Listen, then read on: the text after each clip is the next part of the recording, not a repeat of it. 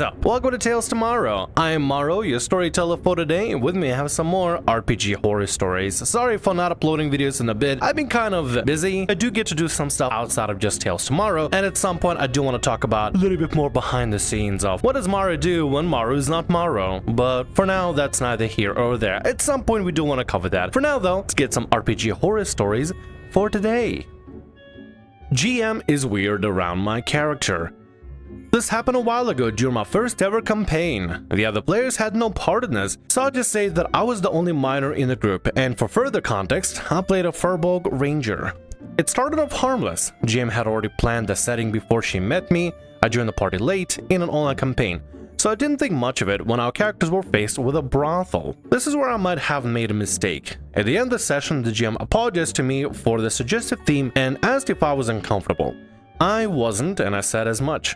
I told her I didn't mind general suggestive themes and left it at that, not thinking an adult would do anything weird to a kid's character. Right, okay, well, here's something to cover first and foremost. As a GM, if you or DM or whatever you are, if you're running some sort of campaign that is more adult themed, that definitely should not include minors in the game, make it a very apparent thing that you're not looking to have minors join the game. But if you are going to allow minors to join the game, at least change the content around to make sure that you're not going to put yourself in hot water by putting the kid's character into some sort of an awkward situation. Having a brothel in general, I don't think it's really that bad, right? As long as it's done correctly. If you suddenly out of nowhere have this moment, have this situation where the kids play a character, the minors play a character, you're in some really uncomfortable situation that you shouldn't have a minor in the first place, you probably should already stop right there and say, is that a good idea? Maybe I should hold off. Maybe I should play with a different group at that point, you know? Just to make sure you get stuff out of hot water, because it's really weird when you do that sort of thing. And listen, I get the kids said, oh, it's fine, it's no big deal. No, treat it as it's not fine, it's not okay. Have some sensibility and some class and tact whenever you're putting these sort of situations in, so it doesn't become weird for everybody at the table. Over the course of the game, the GM would go on to talk about how big and strong my ranger was, and her character would often cling to him, taunting and pushing him around.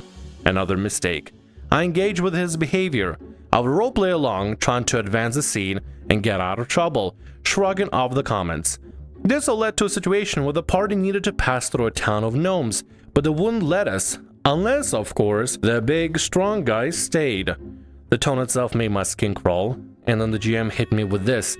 My ranger will be forced to wear a collar if he accepted. A collar, and work without pay. I was obviously freaked out because, what the hell, I didn't want to lose my character anyway or be forced to roleplay that. The party backed me up when Ranger declined, but the GM pushed and pushed as if we had no choice. I found another direction anyway and I kept my Ranger. The campaign went on for another 3 or 4 sessions before dissolving. Okay, the DM is clearly really weird about it. If the party itself is pushing against it, you know what you do? You know what the easiest thing to do? You drop it.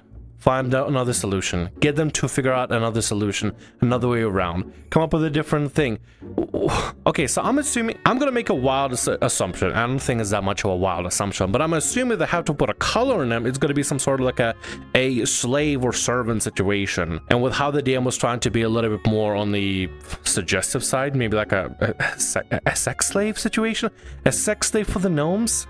Maybe? I don't know. Is that what it's implying? I really have no idea. I have guesses. I have wild guesses, but I have no idea if this is implying a sex slave for the gnomes or something. Could be. Hi there, Editor Morrow, just chiming in, give him a little bit extra thoughts, a little bit of extra sprinkling of my perspective after rereading the story. I found it extremely disturbing how the DM, after the minor was like, oh no, it's fine, even though it's clearly not fine. But they just went with, oh, the minor said it's okay. Yeah, let's turn out the weird kinky stuff out of nowhere. Let's put in some gnomes that want some sort of a sex servant and put a collar on you and describe your character as being big and strong. This specific twist, the DM just went, oh, the minor said it's okay? Yeah, let's get really freaky up in here. I don't believe I even have to say it, but just in case, to the creepy DMs, even if the minor said, oh, it's fine, it's okay. No, treat it as if they said it's not okay, because guess what? It isn't okay.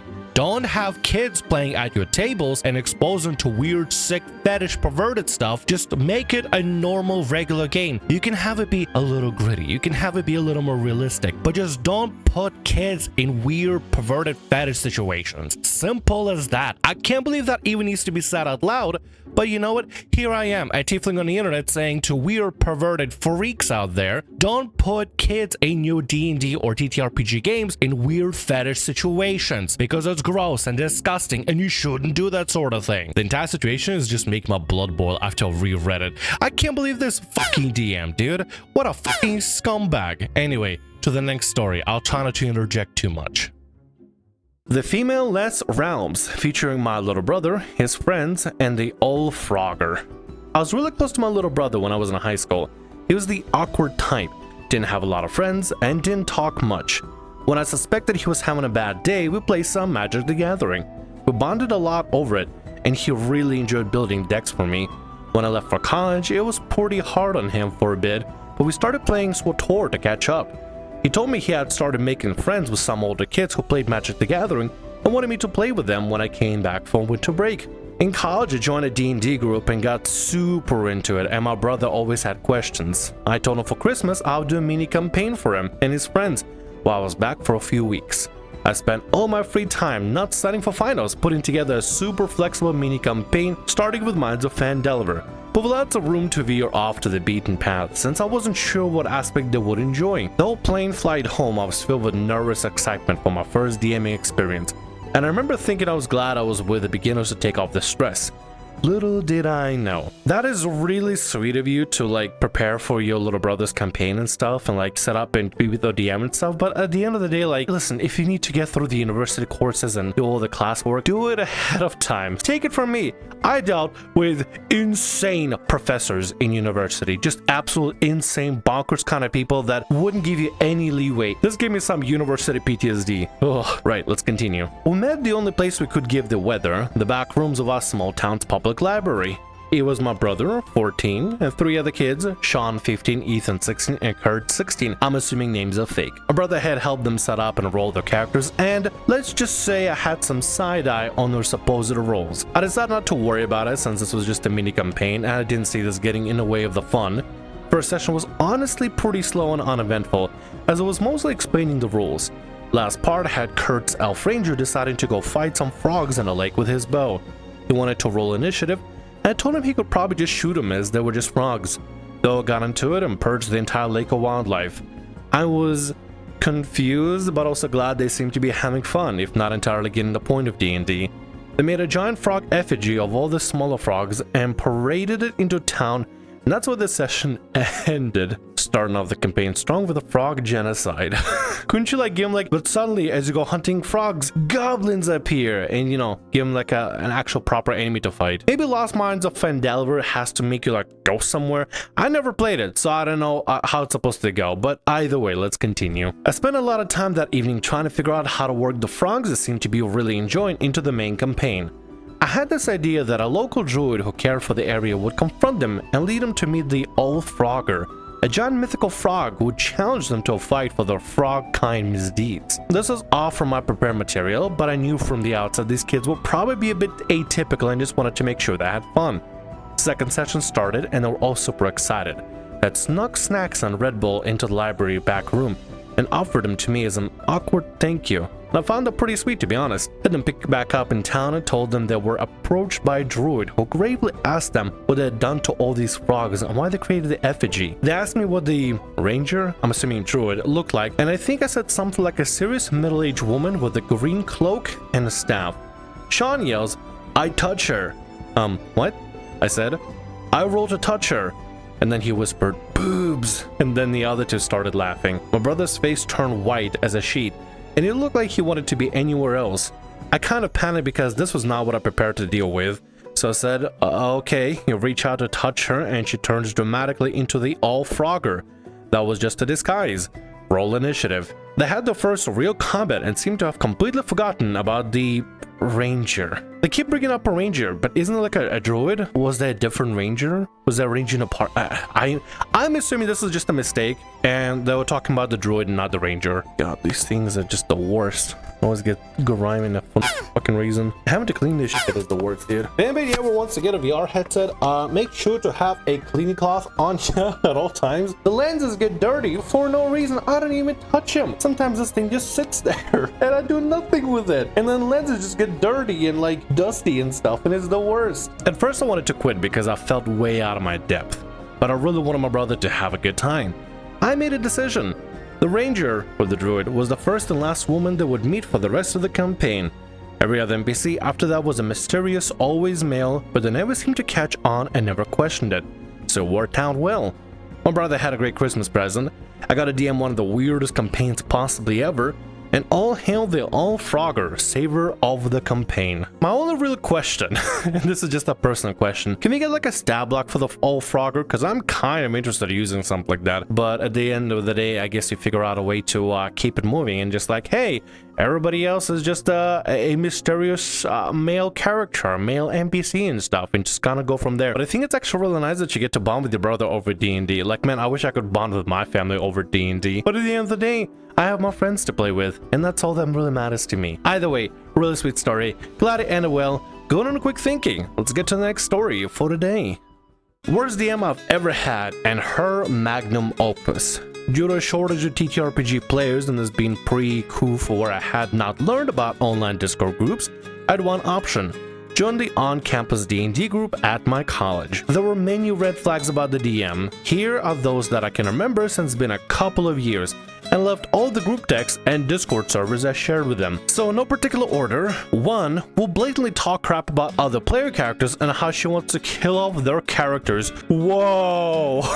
Dude, that is a red flag. That is very much a red flag. Listen, I get sometimes when you're DMing, you have player characters that could be a little bit more overpowered or difficult to deal with, or could be a little more on the obnoxious side, but at the end of the day, you should talk to your player about if there are any actual real issues or any sort of problems for character or character build and stuff, instead of trying to be like, man, this character in the other group, I really want to kill them off because they're the worst, and just talking smack for no reason. Dude, that's some red flag stuff. If your DM is talking about how they really want to kill off a player character, that's a DM versus player mentality. You should run like hell. 2 would always compare us to her other group. They did not exist. Wait, so they were just like, oh, this other group is so much better than you guys. They're so much more cooperative and roleplay so good. But there's like actually nobody there. Okay, weird, but let's keep going. I'm not gonna try to stop on every of this. It's just whatever is the most absurd that I want to react to. 3 would always use I don't railroad as an excuse for letting individual characters' arcs get ruined by other players when metagaming. A lot of people were new, and she didn't do a good job of explaining what metagaming was. 4 would also heavily railroad. Example, my character had maxed out the piloting skill, Star Wars RPG. We were in a situation where we were in my character's ship on a run from the Empire.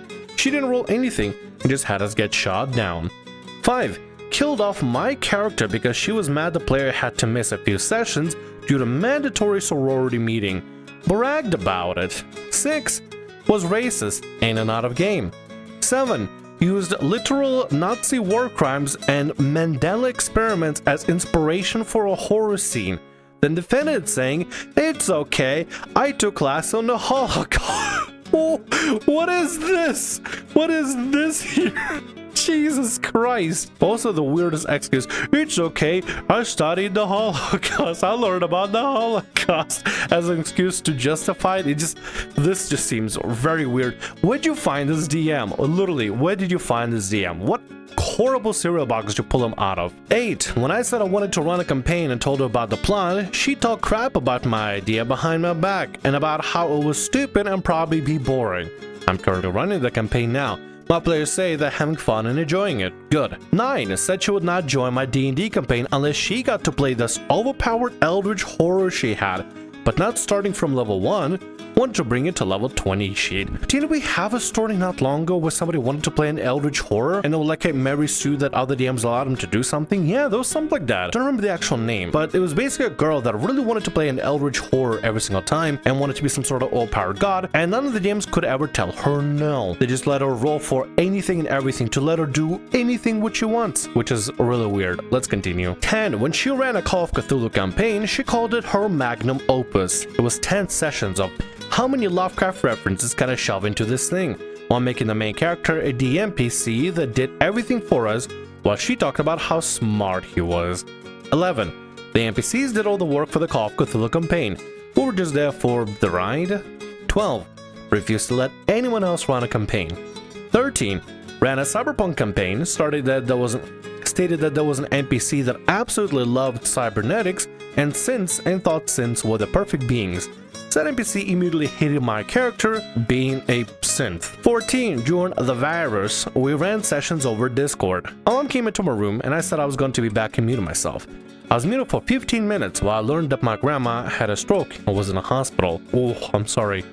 During those 15 minutes, she decided it was my character's turn to speak. While I was away from my computer, she insulted my character's intelligence, and the NPCs in the scene called my character deaf and dumb. Told me not to pull the pity card when me and my players ever complained. Pulling a pity card? You were stepping away for 15 minutes to talk about family-related issues and matters. Can they not take a minute? Can I take a break? At the end of the day, it's just a freaking TTRPG, and yes, I get it. It sucks when somebody has to step away for that long, but you could probably find a way to continue the story forward afterwards and just let them, catch up right there. They're dealing with a family emergency. The least you can do is try to be more sensible about it. 15. Ran another Star Wars campaign, pitched the idea of an Imperial Remnant campaign where we are a bunch of Imperials stranded after the war. We all decided to play low ranking and canon fodder characters like a bunch of no-name stormtroopers and like one ensign. Highest rank PC was a gunnery captain. Apparently she planned for this to be a political intrigue campaign, and we spent what little time this campaign lasted being bodyguards to her Admiral DMPC while listening to her monologue to herself for hours on end. 16. When we complained that she weren't doing anything and felt like we were useless to the campaign, she said, "You're supposed to feel useless. The story is not about you. If the story is not about me, then why the hell am I playing? And the whole point of to play is to play." Listen, some people don't fully understand this, but here's the easiest way to put together the dynamic. The players are the main cast. They may not be the most important people in a specific scene, or the most important people in a specific moment, or maybe they may not have all the power, but they're supposed to be the focus of what the session is about. And if the DM is not running the session focused on the players, then that's a really terrible DM. If you don't want to run a session about players, and you just want to run a session about your world and your NPCs and other things that are going on because other characters are the main characters, write a book or roleplay with yourself. I don't freaking know. But if the main players, if the player characters aren't the main cast, then what's the point of having them in the first place? To be a trapped audience watching you roleplay with yourself and monologue for yourself because apparently your characters are the most important things ever? Jesus Christ, dude. 17. When finally my friend decided, screw it, I'm running a campaign, and she joined as a player, she spent the whole time complaining about his planning, writing, and how she would do things differently.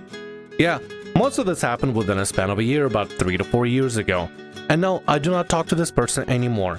I'm about to run a Call of Cthulhu campaign for the OG group, Sans Bad DM, to treat everyone for putting up with that. We still got a couple more from the edits, but I have some words for this DM. I have some thoughts about this stupid DM. Edit, I remembered a few others. 18. When a player she didn't like dealt the killing blow to her beloved BBEG, a bunch of her NPCs swooped in with an elaborate scene and killed the BBEG. Wow, so exciting. We got more, guys. We got way more. 19. She was very much anti-device at the table. I can understand, however, I used my phone to take notes and keep track of my character abilities, and took up stuff my character would know in lore, like stuff about Togruta, since my character was a Togruta. I have no idea what that is. She did not like that. Some players had their sheets on their laptops. She did not like that. She also expected all of us to be experts in the lore of whatever world she played. Ugh. Edit 2. So I spoke with one of my friends who was in a group and reminded me of a few others. 20. I explicitly fudged the role that killed the character in number 5. bragged about fudging the roll. As a reminder, number 5 was killed off a character because she was mad the player had to miss a few sessions due to a mandatory sorority meeting. Bragged about it. Number 21 made extremely difficult checks that no player could pass so her NPCs could shine. Example, in Call of Cthulhu, I played an English nurse who had served in the Red Cross for a good chunk of World War I. I had to become a doctor and go into psychiatry after the war, which would be her tie into the campaign. We came across a corpse. I rolled to see if I could identify the cause of death. She said I couldn't tell how he died. Her private eye NPC that accompanied her then pointed out how obvious it was that he died of a gunshot wound. I'm not sure how a World War I nurse would miss a gunshot wound, but go off, I guess. 22. She would consistently talk about cool stuff she had planned for us. If we suggested something fun, she would say that she'd included and that it sounded like a great idea. Usually it would get skipped or the moment unserved by one of her NPCs. Then when we asked, she'd laugh and go, "Well, you didn't think that was actually going to happen, did you?" I hate this person already. 23. Force the character into a relationship just to cuck the character in a relationship they didn't want to be in. This DM sounds like an absolute fucking nightmare. You need to stay away from this person completely. They sound like they're just so self-absorbed. All the NPCs gotta be the best things ever. And the players, you're not part of the main cast. You're not the main characters here. The main characters is me and my world and my NPCs. And you're just strapped audience that just have to deal with the consequences of whatever is going on. There's nothing more just absolutely infuriating and just so it makes me seethe, dude. It makes my tiefling blood boil just to think as a DM who's supposed to be facilitating a game for your players, for your friends, buddies, colleagues, whatever they are, in order to have fun together. You decide, hey, I'm the only one that's gonna be having fun today. Only me. I am the great queen of fun, and only I get to have fun. And when players coming over asking the DM, "Please, DM, may I have some fun? More fun? Yes, DM, please, some more fun, please. You don't get fun. You don't deserve fun. Who do you think you are? The main cast of the story?" I don't know how you even call it. It's some sort of like a anti-fun queen. There we go. An anti-fun queen. Don't play with people like that. Really, don't play with people like that. They're not worth it. If somebody's gloating about having a player character killed off, or don't think that player characters are the main cast of the story or the game that you're playing, or just a lot of other antagonistic things just to try to spite people, this person just sounds like the most insecure individual ever that needs everyone's attention on them. Look at me, look at my stuff, or I promise you I might do the thing that you want to do. You didn't think I would actually do it, do you? You're not the main cast. My characters are the main cast. Or you couldn't do the simple role, but my NPC character could totally do this simple role. Do you not like to run sessions? Only I can run sessions. Because my ideas are the greatest and your ideas all stinky winky poo poo. Seriously, it sounds like the most infuriating toddler to deal with. Don't play with people like that. It is just a waste of your time. It's a waste of your time, a waste of breath, a waste of energy just in general being around them. Don't do that. And with that, that's gonna be all our stories for today. I want to thank you very much for watching, and thanks so much for being here. If you like what I do, consider subscribing to the channel and leaving a like. Also, if the RPG Horror Stories ever goes down, or if you want to submit your own personalized horror story, email is down in the description below. I'll see you again in more Tales Tomorrow. Bye-bye.